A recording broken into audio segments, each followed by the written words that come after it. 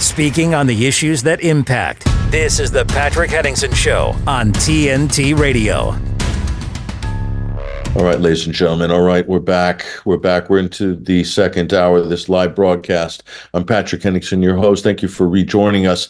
But let's go over to Leila Hatoum right now, veteran Middle East journalist based in Beirut. Leila, thank you for joining us. I know you haven't got much sleep in the last 24 hours. You've been working very hard to raise awareness and to raise money to help the people and feed the people of Palestine, of Gaza. You guys are running a telethon on X, Twitter as well. So our hats off to you and your colleagues. You guys are working really hard. So we appreciate you joining us on this this very important story. Leila, what we've witnessed over the last 24 hours with this story, and it's like so many other examples since October 7th, just when you thought you'd seen the worst shows itself. Explain to us about what's happening here. And they're calling it the Flower Massacre right now. It's already sort of got this term attached to it. But I just want to get your take on what's happened, how and why. All right. I don't know why people are surprised with this. This is not the first time that the Israeli occupation forces target civilians, unarmed Palestinian civilians, who go over to aid convoys to bring aid to their families, and they get shot at. This is the fourth or fifth time that we see it. However, this time is of a larger scale.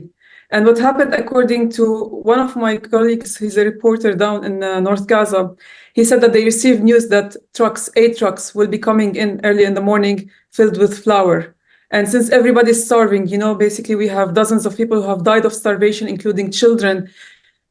People, they were so happy that there would be multiple aid trucks loaded with flour bags, and they went over there since the morning, 4 a.m. in the morning, because they know if they go any later, they wouldn't have the chance to grab a bag and go. And as you know, in the north, the Israelis always pre-designate where the trucks park. They're not allowed to go beyond a certain point. So when the trucks reach that point, the Israelis were there ambushing people. And while the people were gathered to take the flour of the trucks, the Israelis opened fire and killed them. And we have hundreds of people who are injured and or killed, including children. The sad part is that I don't know if you've seen the aftermath. The flour bags have turned red because of the blood that's basically spilled on top of them. The Palestinians started running everywhere and they shot them like fish in a barrel. It was an ambush. It's not the first time. They did it before, about 3 weeks and a half ago, 4 weeks ago, at the Kuwait roundabout, when the trucks also came from south to north. The Israelis had given green light for those trucks to arrive to the north at the beginning of the peripheries at Duar Kuwait or Kuwait roundabout. The Israelis opened fire at the civilians, unarmed Palestinian civilians who were taking the aid, and they killed about 13 of them in one go. So this is not the first time, and the Israelis have tried to divert attention by claiming this. Remember, this propaganda came 1 hour later on, that people were told that airdrops will be happening in that area. Well, I don't know of any airdrops that had announced themselves beforehand or in a certain area. The Jordanians always dropped their aid over Tal El-Hawa, which is southwest of Gaza City, not in the center or where the trucks park, the humanitarian aid trucks park. And they never announce it. They announce it after they do the airdrops. So, and they never do it early in the morning. They do it during the daytime. So all of this propaganda came out to point fingers at a certain side so people would forget that it's the Israelis who did it.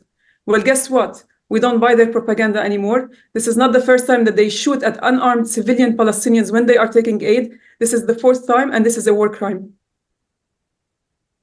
And we're not sure how it garnered the name the Flower Massacre, but as you said, I mean, just the name in itself is horrific. If you consider the people are starving, it's unbelievable. But to put this into context, Leila, because for the last couple of weeks we've seen the ungodly scene of Israelis blocking aid deliveries, Israeli citizens or members of the public blocking aid that's destined for Gaza, saying that they don't want to allow Hamas to get any of this aid. I mean, so it's all kind of being framed in any food is going to feed Hamas, therefore it must be blocked. I didn't see the Israeli authorities stopping these people, or this has gone on for weeks, and now we have this. So the context of this seems to be, this is kind of a very sort of fanatical.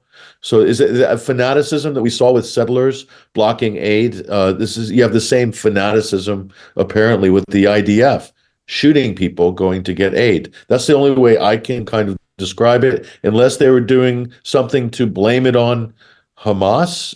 Was this a potential false flag that went wrong, or is this just insidious, right down to the bone? You have to understand there are no civilians in Israel above the age of 18 and under the age of 62 or 65. They are all either reservists or people who had served in the army and left, or they are active army members. The settlers that were brought over to Kerem Abu Salim border crossing to cut the road in the face of humanitarian aid trucks that are supposed or destined to go into Gaza, those are not innocent settlers who are protesting just because they want their loved ones to be released, or because they don't want aid to go into Gaza to reach Hamas. The idea is that they are being protected by the Israeli occupation forces, the IOF.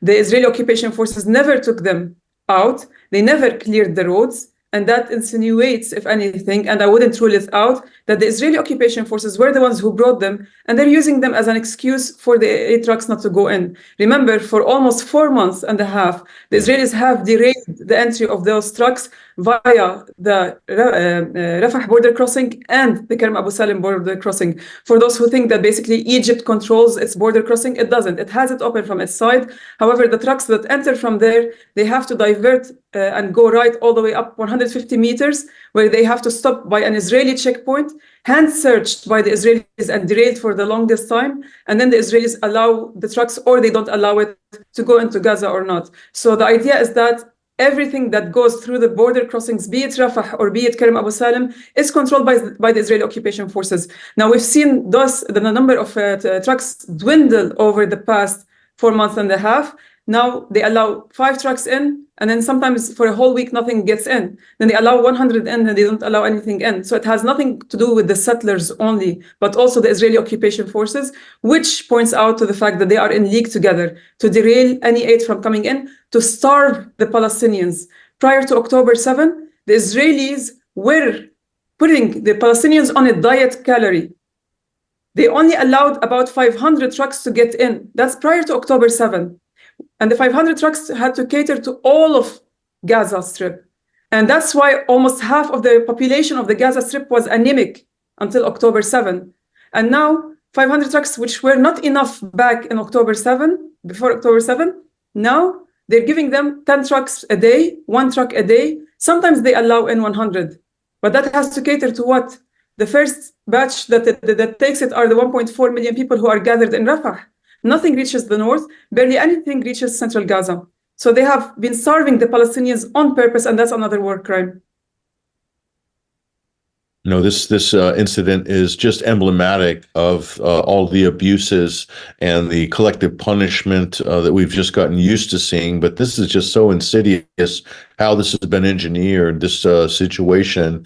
And one hopes, Leila, that the international media or some of these leading Western countries or UN Security Council countries, if they have any conscience at all, to look at this situation and say, really, this is just. This really should be the straw that breaks the camel's back, this type of an incident. We haven't seen the full fallout from it yet as it reverberates slowly through the mainstream media. We might maybe get a think piece by the New York Times next week saying, we think this is a really horrible event that happened here. We're just kind of putting the pieces together, of course. But if you watch social media, Leila, yourself and others, there's not much question as to what happened here.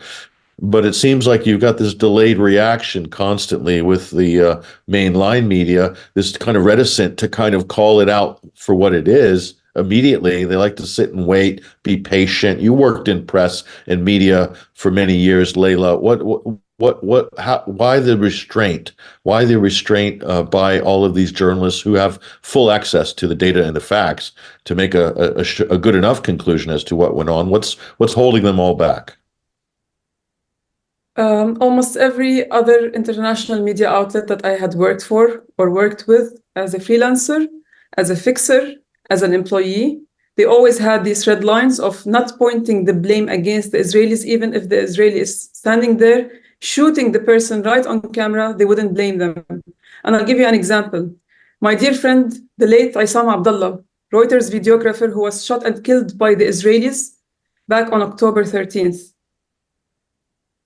Reuters took 7 weeks to do an investigation to understand who killed him and why he was killed and where he was killed.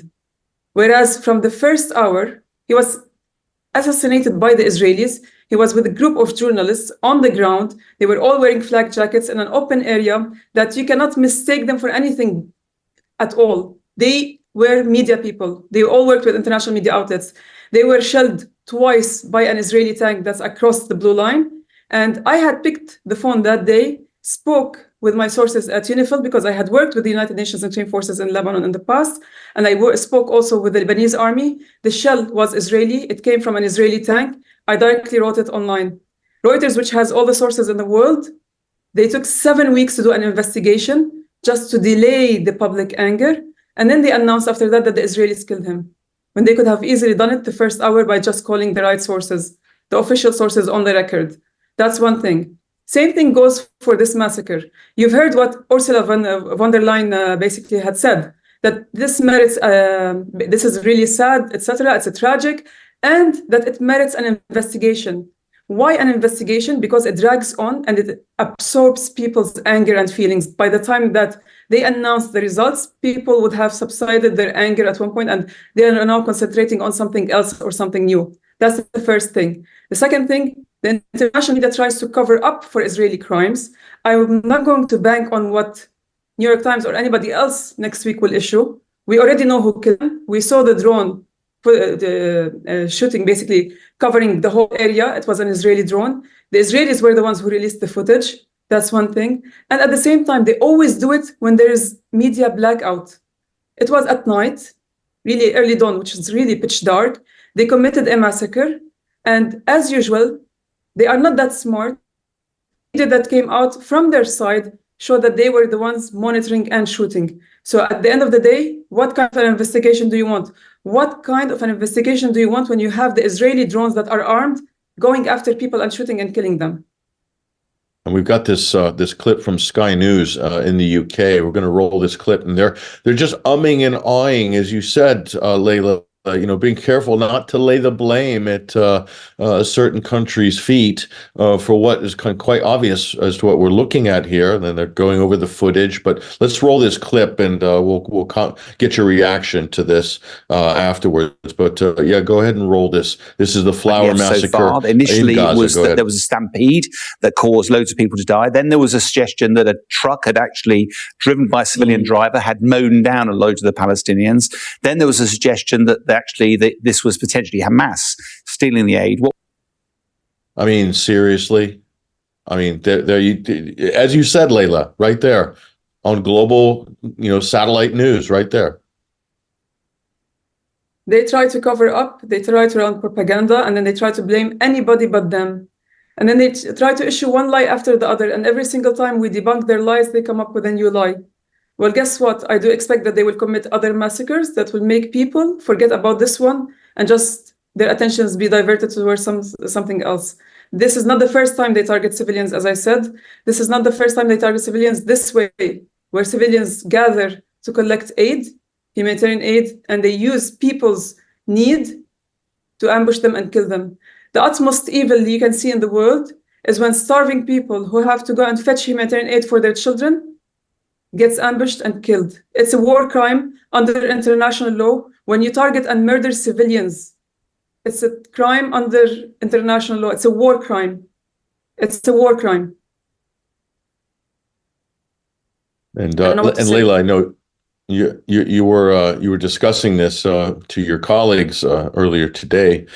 And I was listening to part of it, but you're talking about your experience with the 2006 war between Hezbollah and the IDF and the types of tactics that the Israelis were using back then, and just the viciousness of it, just give us your recount of that situation as you recall it. I think they were hitting crops. They were targeting civilians with cluster bombs and all sorts of things. But can you comment on that situation as an example of the lengths which Israel has gone in the past to sort of, I don't know, just kind of make people suffer? Yeah, I mean, I can start with growing up.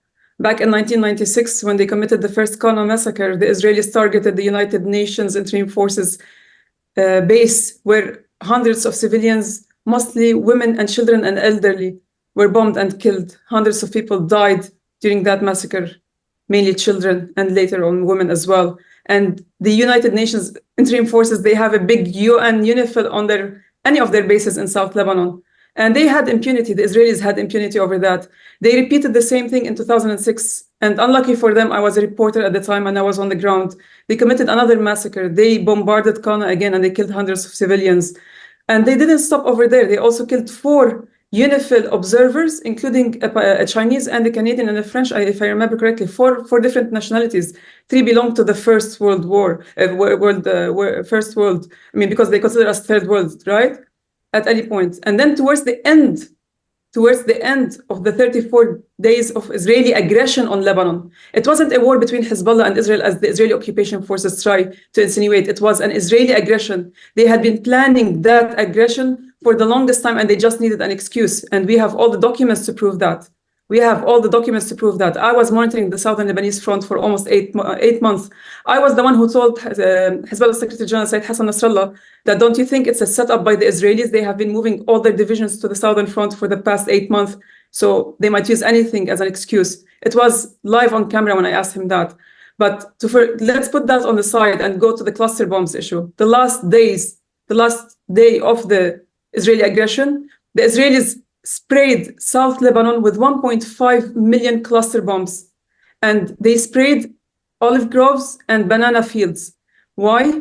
Because during that time, Lebanon had won an award by the European Union to export citrus fruits. It's not olive groves, it's citrus groves. To export citrus groves, citrus fruits to the European Union. The contender were the Israelis and they lost that contract. What did they do? They sprayed all the citrus fields with cluster bombs, and they sprayed also the mountains and the valleys of dozens of Lebanese villages.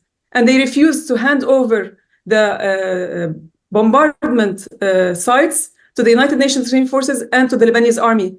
2 winters had passed after they sprayed the whole area with cluster bombs, and then they later on handed over the maps. And why did the Lebanon and the United Nations ask for those maps? So they can go and clear the areas before winter comes. We had mudslides, we had winds, we had rain, shifting the position of those cluster bombs. And as a consequence of that, we had dozens of farmers, dozens of villages, children, shepherds, and even cattle losing limbs, losing their lives because of those cluster bombs.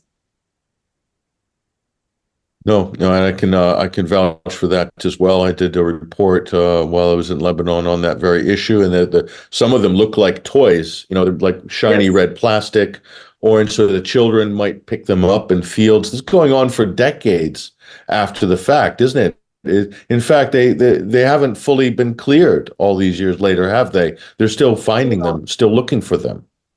Well, the United Nations Interim Forces and other actors on the ground, including the Lebanese army, try to clear as many as possible. But you have to understand the unexploded ordnance, or UXOs, continue to be found in southern Lebanon in certain areas. You can't at any point go to certain areas because they tell you there's possibility of minefields or cluster bombs. So you have to be very careful. And some of them are small enough to be as big as an AA battery. So the idea is that children would pick anything that's shiny on the ground.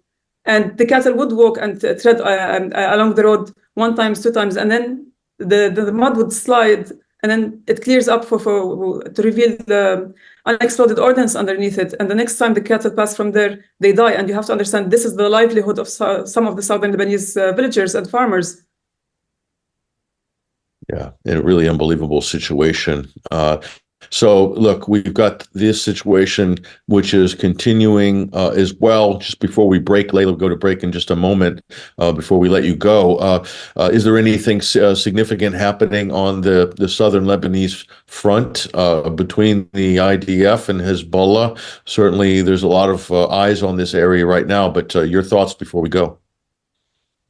Well, we have seen a kind of, the tit for tat continues. So it's kind of a trenches war still. However, with the recent Israeli escalation against Lebanese civilians, they killed an elderly couple, basically, a man and his wife, in the town of Kafra, and they almost nearly killed a whole family by dropping a missile on their house, and that was caught live on camera. The little child was actually filming a live broadcast with his friends when the missile literally exploded in the room next to him, and basically it was caught on camera. So the Israelis, when they claimed that this was a Hezbollah facility, the camera exposed them again. They cannot lie forever. That's the thing. You can lie to some of the people all the time. You can lie to all of the people some of the time, but you can't lie to all of the people all of the time. Hezbollah retaliated, and so far we've seen 4 strikes. That includes basically strikes next to Haifa, strikes deep into the occupied Palestinian territories on the northern front, and they fell 6 kilometers away from the energy, or basically oil refineries that the Israelis have over there. And it's a message from Hezbollah to tell them, next time we can hit it. It reminds me of the same scenario back in 2006 when Hezbollah bombed next to the chemical factory in a facility in northern occupied Palestine. And that was a message to the Israelis. We can hit your facilities, but we're trying to shun the civilians any harm. However, this time, the rules of the game has changed. Hezbollah has announced blood for blood. And that means civilians for civilians, army for an army, and an expansion of war if the Israelis want to. Now we're waiting for strike 5. I was speaking to the day before yesterday, I spoke to one of my sources, and he told me, expect strike 4 soon. And I thought, maybe in 48 hours, less than 24 hours, which was yesterday, they did a strike that was 6 kilometers away from the oil refineries. And now we were told, wait for strike number 5. So the Israelis are waiting. We saw an attack against Haifa, but when we asked the source, he said, no, this is not strike number 5. So let the Israelis wait. Yeah, and that's quite significant. The port of Haifa is one of the sort of key infrastructural points for the Israeli government. So when that comes under threat, what's next? So things are going to get probably more tense in the coming days and weeks. Leila Hatoum, we really appreciate you joining us here on TNT Today's News Talk, veteran journalist based in Beirut. Much appreciated. Thank you for your time. There she goes, ladies and gentlemen, Leila Hatoum. You want to follow her on X, Twitter as well. We've got her ID, her account on our show page and our show post as well at 21Wire on our Twitter account. And we'll drop that in the TNT chat as well.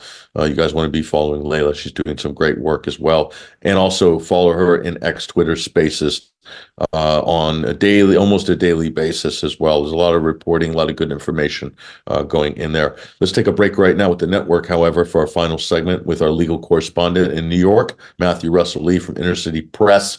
We got some movement finally on the Supreme Court decision. Will this help Donald Trump in his presidential bid? We shall see. We shall see. A lot of questions from Matt on the other side. I'm Patrick Henningsen, your host. We'll be right back.